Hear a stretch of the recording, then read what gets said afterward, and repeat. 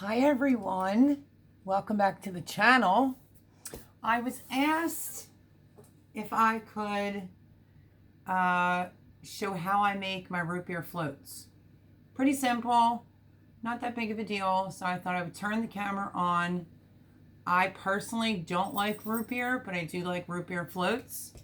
As you very well know, if you've seen my previous videos, I am packing, so a lot of my fancy glasses are put away, but I pulled out a few just to give you an idea. If you wanted to do it in a mason jar with ice cream and root beer, you could. A little small mason jar. I left a couple of these out from my cabinet, and that is what we're going to make the root beer float in today. So, super simple. Super quick video. Thank you to the new subscribers.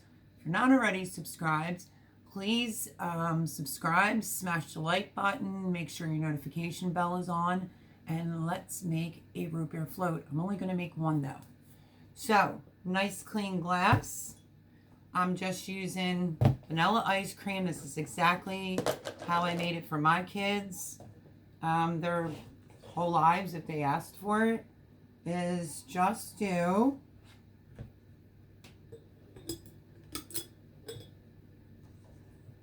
and I know there's a lot of kids home today with, just in general with everything that's going on, which I constantly say that a lot, but it's true. Everybody is home with their little chitlins or little kiddos, and we are going to show them. My hands are clean. You don't want to be cheap. Is that the right word? Cheap or chintzy might be the word with the vanilla ice cream. So far that's like 3 scoops for me. And then I usually just push it down to be able to tell. So usually for this type of mason jar, that's a drinking one with a handle, which I love. I bought a whole set of them. These make great, the perfect size, I think, root beer floats. So there you have it. Let me show you. We are filled with ice cream in our handled mason jar drinking glass. Let me just wipe my hands. And then once you have it filled with ice cream, you just want to open up whatever root beer that you like. This happens to be A&W root beer. And then what you want to do is just tilt the glass, pour it in slowly, because it obviously will foam like that. If you can see that, it will foam. And then I usually will give it a minute, wait for the foam to go down, and I will add some more root beer. So this is really, honest to God, how I make my root beer floats. So easy. That's why you wait for the foam to go down a little bit, but that's the best part though. And you just keep adding some more root beer. I usually like to get it like that, to where it has a head on it, and then take yourself a little fancy little straw, and I push it down just a little bit, so with that I can add some more root beer, because you want it mixed in with the vanilla ice cream. And there you have it. Cutesy straw. Let's try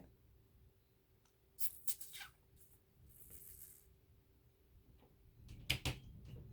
Very good. Just needs more root beer. So it usually takes about a half a can of the root beer. And that is it. That is exactly how I make my root beer floats. Super easy. Any type of root beer, soda, vanilla ice cream, whatever glass you want to use, and put in a fancy straw, and that's it. How easy is that? You can make these for your kiddos, your grandkids, or even for yourself if you like them. I haven't had one since summer. It's amazing, and I don't even like root beer. So quick video today, and that was to show you how I make my root beer floats. So minimal ingredients. You probably already have them on hand at home, but it's a super easy way to make your kids, sorry, let me just raise this a tiny bit. Ay, ay, ay. Anyway, okay. Oh. But yeah, it's a simple way. It's a good little treat where everybody's in the house to root beer float night with a movie or some homemade popcorn. Yeah.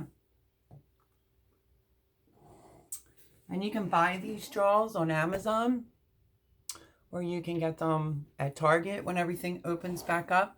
But that's it, guys.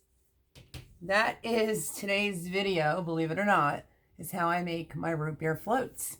So smash the like button. Thank you for joining me, and make yourself a root beer float. I'll see you on the next video.